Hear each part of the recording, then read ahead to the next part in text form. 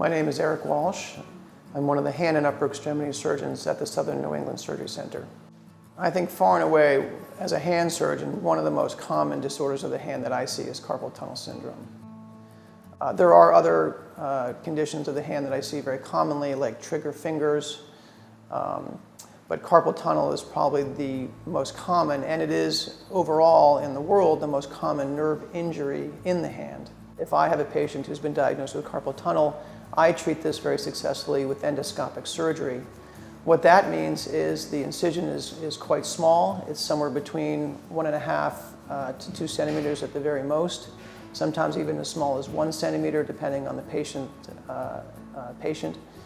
And it's done with a very small camera, and it's done very, very safely with success rates at 98 to 99%.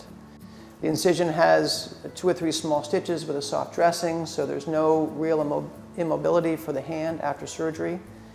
And the patient is under a very light sedation and local anesthesia, so patients don't have to worry about post-operative complications associated with anesthesia. Depending on what people do for their work or their activities of daily living really depends on how fast they want to get back to that type of lifestyle. So I have patients who typically would have surgery on a Friday and easily go to work on Monday with a soft bandage over their wrist.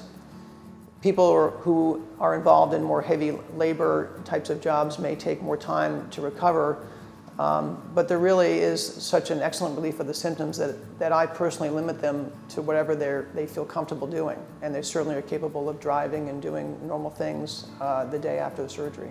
There's not a lot of surgeries in the world that can boast that kind of success rate.